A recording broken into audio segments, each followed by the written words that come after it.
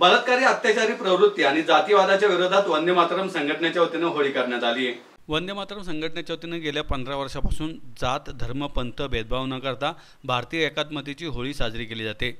स्वारगेट बस स्थानकातील शिवशाही बसमधील अमानुष घटनेच्या निषेधार्थ आणि दत्ता गाडेला फाशी व संतोष देशमुख यांना न्याय मिळावा तसेच त्यांच्या हत्येतील वाल्मिक कराड व सर्व आरोपींना लवकरात लवकर फाशी देण्यात यावी या मागण्यांसाठी होळीचं दहन करण्यात आलं। यावेळी भूमाता ब्रिगेडच्या अध्यक्षा तृप्ती देसाई, वंदे मातरम संघटनेचे प्रदेशाध्यक्ष सचिन जामगे, पुणे शहराध्यक्ष अमोल जगताप, कार्याध्यक्ष मोहित काकडे, समन्वयक महेश बाटले, IT सेल अध्यक्ष विशाल शिंदे तसेच राज घाटे, प्रसाद कुलकर्णी, ऋषभ देशपांडे, हेमंत कुंभार, किरण केकाने, आदित्य मुंगळे, आकाश जामगे, तुषार गिरी यांच्यासह मोठ्या संख्येने पदाधिकारी व कार्यकर्ते उपस्थित होते।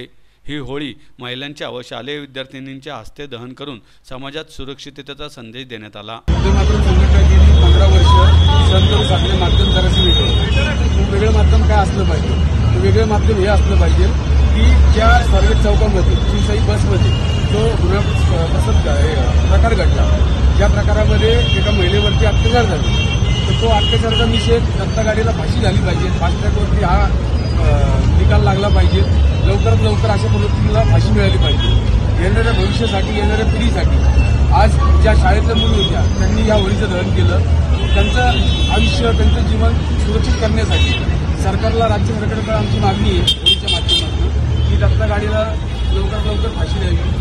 तसेच जे संतोष देशमुख हत्याकांड प्रकरण झालं आज आमच्या महाराष्ट्र देशात असते, तर त्या वाल्मिक कराडला याच्यामध्ये फाशी झाली पाहिजे। जातीसाठी नाही, हा मातीसाठी लढाई आमचा, मातीसाठी आपण सगळेजण लढलं पाहिजे। जिकडं तिकडं जातीवाद्यता, तिकडे जात दिसते तर ती जात केली पाहिजे। भारत म्हणून, देश म्हणून आपण एकत्र आलं पाहिजे आणि भविष्यात वंदे मातरम संघटनेकडून किंवा रिसर्च करून असे उपक्रम वारंवार राबवले जातील। तसेच लवकरात लवकर फाशी द्या ही मागणी सरकारपर्यंत करतोय। जर ती नाही पूर्ण करण्यात आली लवकरात लवकर, 1 ते 6 महिन्यात हा निकाल नाही लागला तर अजून तीव्र आंदोलन करू।